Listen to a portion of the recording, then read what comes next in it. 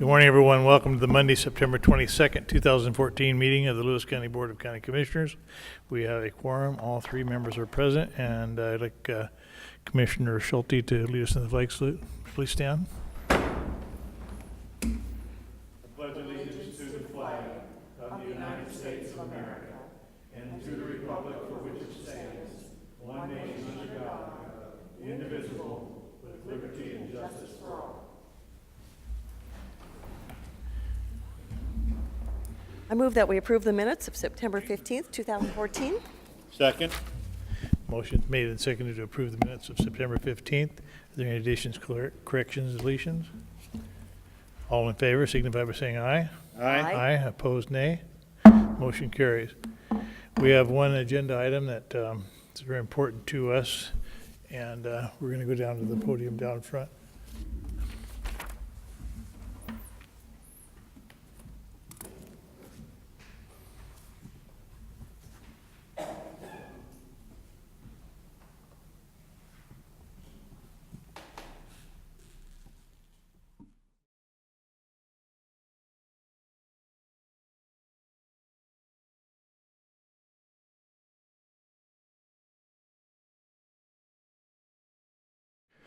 We have an employee who we stole from Skamania County as a planner.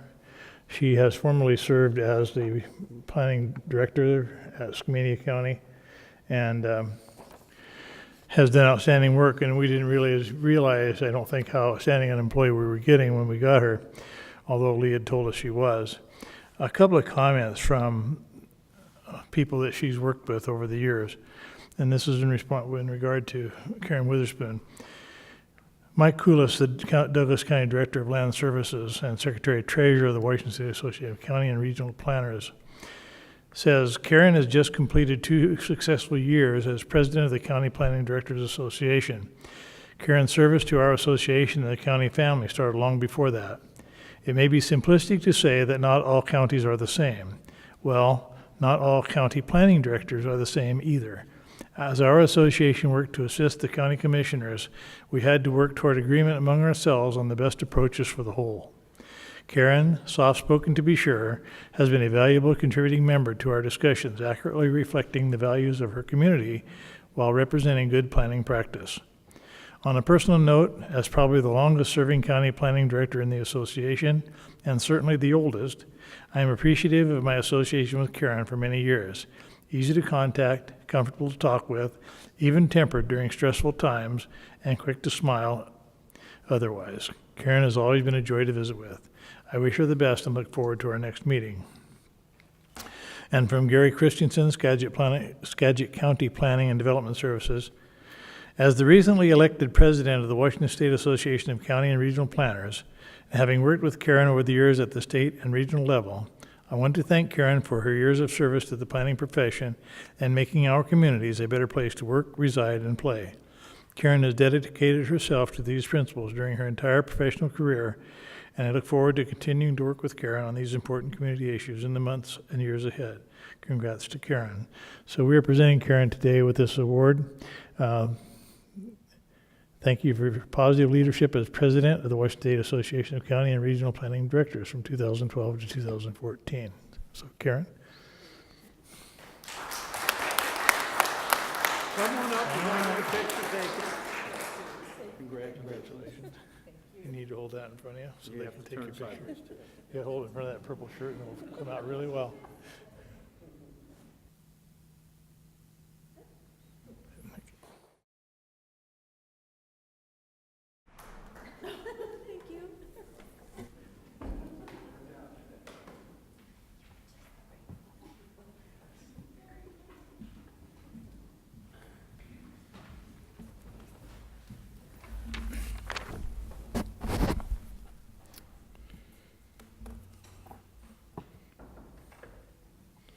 Okay, moving on to the notice agenda. Public comment. Oh, public comment, I'm sorry. Mike Coude.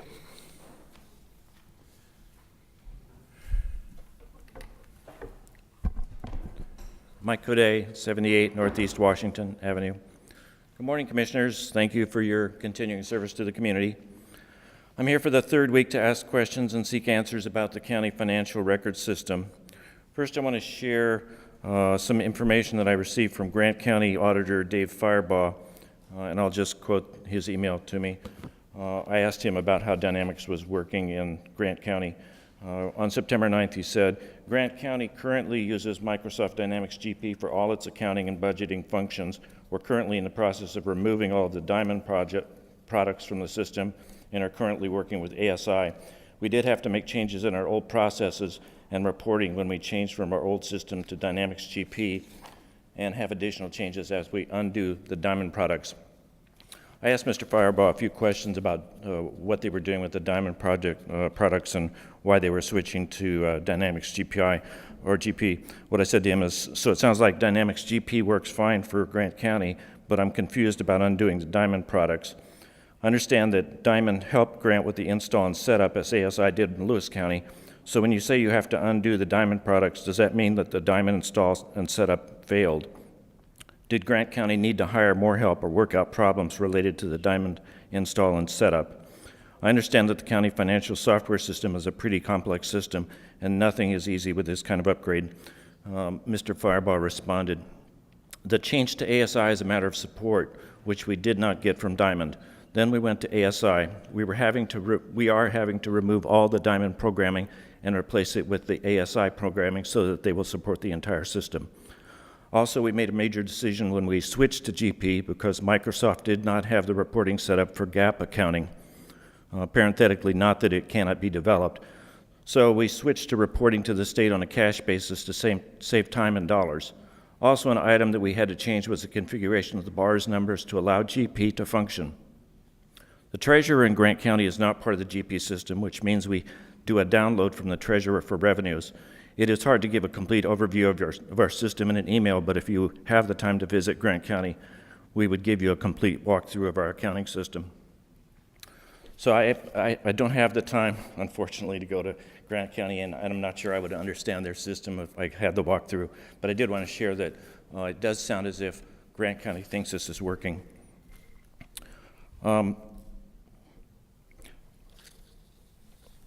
Also, last week I mentioned that Lewis County's been showing problems in state audit reports, and I asked if that was related to the Dynamics GP problem, and I provided you with a copy of the state audit reports that show in the 7-year period from 2006 to 2013 that there are 6 years with findings of problems.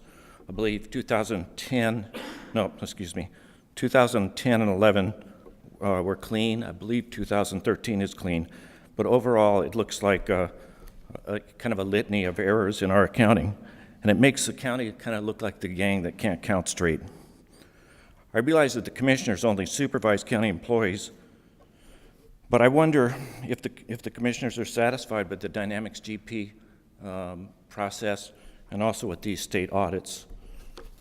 So my questions today: what were the unforeseen circumstances that caused the Dynamics GP failure? What was the total cost to taxpayers of the GP failure?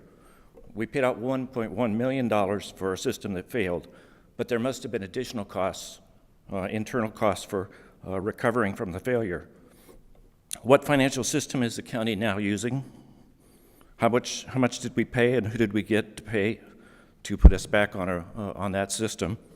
And finally, since the county auditor's office is responsible for the findings by the state auditor, and since the county auditor's office appears to be and have been in charge of the Dynamics GP installation, I'm wondering if the county commissioners are satisfied with the work of the auditor's office.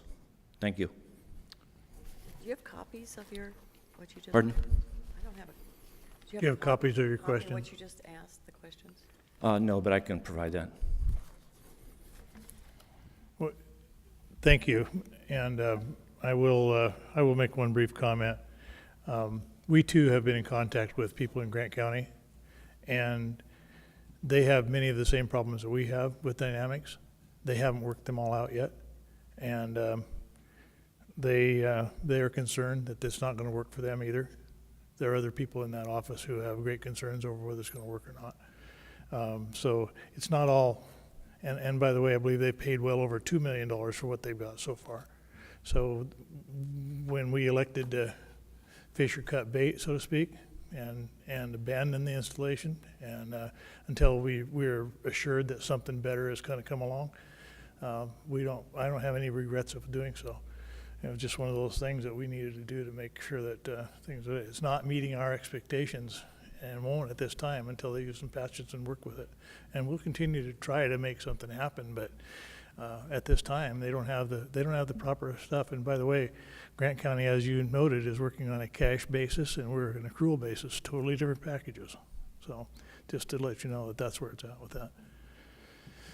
Mr. Chair, this report we have here from the audit report search that talks about findings, we only get one audit a year.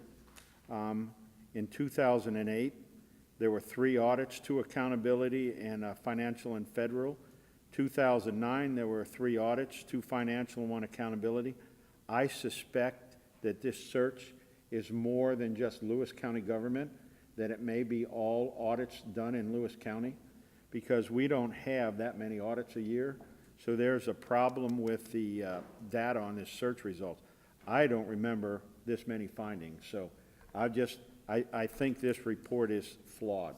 I can speak to that. I did limit to Lewis County. I can print the actual reports that are with those findings. I believe they are Lewis County. I can bring them next They week. may be Lewis County, but they may not be Lewis County government. I We limited. don't get 2 financial audits a year. I'll print them and we'll look at them again next week. Thank you. Okay, the next person signed up for public comment is Rick Straw. Thank you, Commissioners.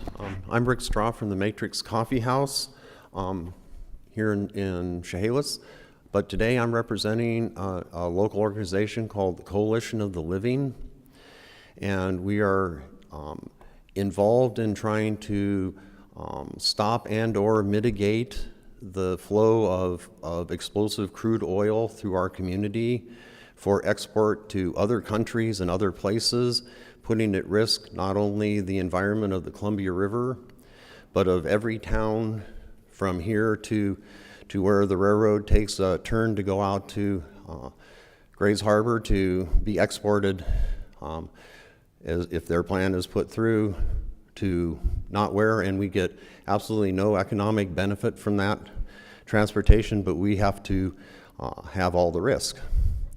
In lieu of that information, we would like to invite you to a more complete program where some people from the Crude Awakening oil train tour are going to be here on October 11th, speaking to this issue.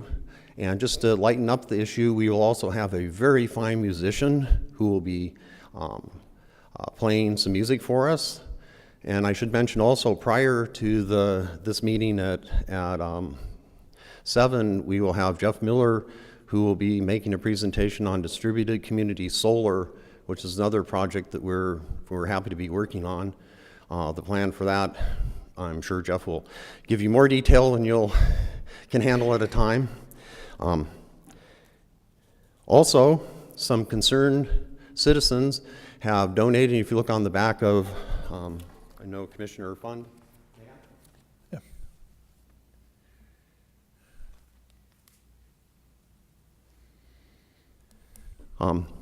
Some concerned citizens have donated tickets to all of our elected officials and all the city councils and of course you commissioners, in hopes that you will avail yourselves of their generosity and come and appraise yourselves of the situation vis-a-vis crude oil and its environmental impact on Lewis County. Thank you. Thank you. There are no further public comments, so we will move on with the notice agenda. Mr. Chair, I move to approve the notice agenda items 1 through 3, resolution number 14250 to 14252. Second. Motion made and seconded. Mr. Elsey. Good morning, Commissioners. Tim Elsey, Public Works Director, speaking to items number 1 and 2 on your notice agenda. Item number 1 is a request for proposals for professional services for the structural design of Lewis County's Lincoln Creek Bridge number 31 replacement project. Proposals are due on or before 5 p.m. on October 8, 2014. This is resolution number 14-250. This bridge it was originally constructed in 1954. It's a 49-foot, 3-span concrete bridge. We had submitted this as a scour mitigation project, and in the investigation of our work, we realized that this needs to be a replacement project. So this is a request for proposals to hire an engineer to come in and help us with design. Now, Tim, this is the bridge that we were having trouble with out there with the logging trucks making the turn on and stuff? That's correct, out at La Pista. Okay. Yeah, this is kind of an important project because the state has considerable timber holdings out there with which we receive revenue. And so they've asked that we look at it and approve of that. Thank you, Tim. Yeah, it looks like they have about 5 million board feet that are coming out of there 500 between two million board different feet. cells. Item number 2 on your notice agenda is accepting a bid on tax title property located at 1124 F Street, Vader, Washington, and this is resolution number 14-251. This is a 4/10 of an acre vacant parcel located at 1124 F Street in Vader. The property was offered for sale at auction by the treasurer due to tax delinquencies. Property did not sell at the tax sale and was subsequently deeded by the treasurer to Lewis County. RCW 3635-150 allows for the property to be disposed of by private negotiations, provided that the final sale price is no less than the principal amount of unpaid taxes. The bid that we received is above the principal amount of unpaid taxes and also includes penalties, interest, and all treasurer costs. So it meets all criteria for purchase. Lewis County Code 3.30.390 requires that the proposed sale be noticed in a legal newspaper of general circulation for at least 1 week, for 2 consecutive weeks. And this allows any other interested party to put in a competing bid greater than this amount, or at least better for the county. If that bid comes in higher, does the original bidder get a chance to rebid on it? We would go back through this process again. Thank you. Thank you. This is a notice of the hearing to be held at a later date. Good morning, Commissioners. Steve Walton, Budget Administrator, speaking to item number 3 on the notice agenda, resolution number 14-252, which is a notice of a public hearing on the preliminary budget for 2015. Board of County Commissioners will meet on Monday, October 6th at 2014 at 10 a.m. in this room for the purpose of taking public comment on the Lewis County preliminary budget for 2015. The notice of the hearing will be posted in the Chronicle on September 23rd and September 30th.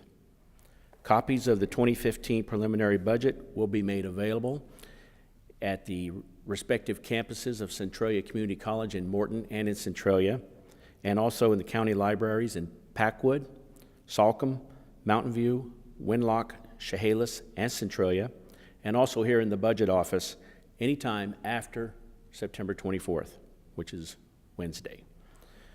Likewise, an overview of the preliminary budget will also be posted on the county website. Any questions? Thank you, Steve. Thank you. Any other comment on the notice agenda? Seeing none, I'll call for the vote. All in favor signify by saying aye. Aye. Aye. Opposed, nay. Motion carries.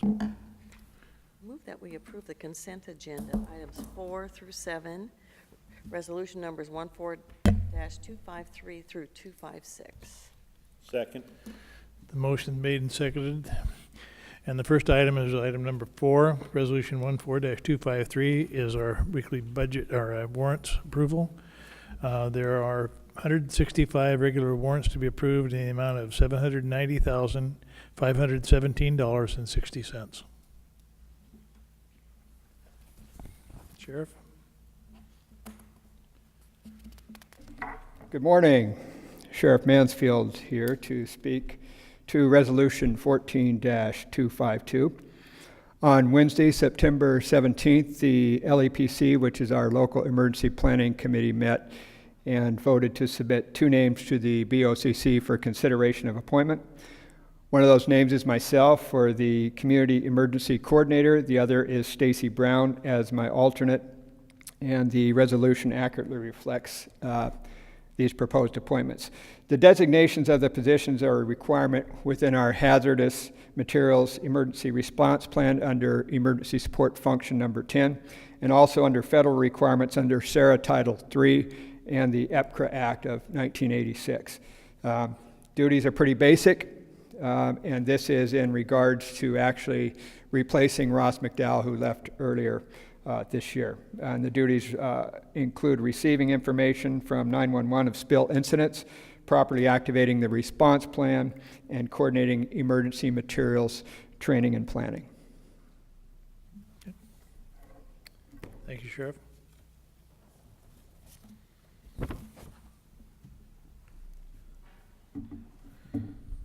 Tim Elsey, Public Works Director, speaking to items number 6 and 7 on your consent agenda. Item number 6, which is resolution number 14-255, is approving of the supplement agreement number 2 to Berger ABAM consultant contract for Loading House Bridge number 87 replacement. When we negotiated this contract with Berger ABAM, we knew that we would need construction support and inspection for this project, but we did not negotiate at that time the amount of construction support we would need. We're going to, because this is a through steel truss structure, we're going to have the consultant on site for the duration of this construction, and also go to the manufacturing plant, and where they'll initially install it, put it together, take it back apart to make sure that everything works, take it back apart, bring it to the site. So this is a supplement to allow for the engineer to perform these inspections for us. So does this additional contract still meet the requirements for FEMA funding? It does. It does.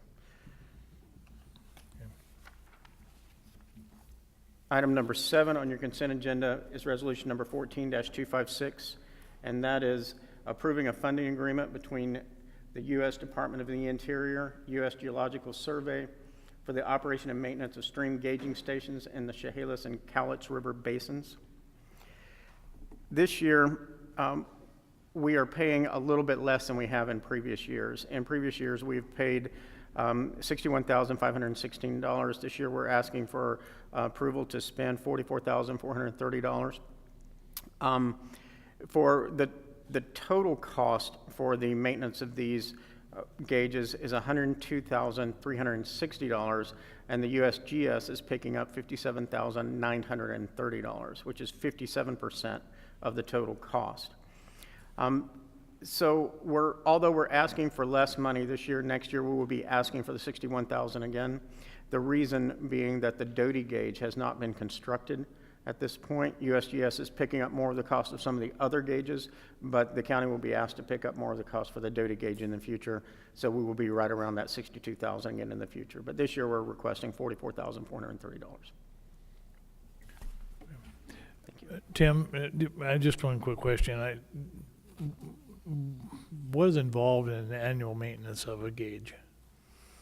I'm not sure all of it, but it pays for any outages. They go out and physically inspect the gauges several times. It also pays for the website and the feed, so that these gauges feed not real time, but very close to real time to the website, so that it gives us early warning on the different gauges. Do they meter them and stuff too, or measure the metrics on them, whether they're working or not, They right? do. They go back out and calibrate them as necessary, certainly.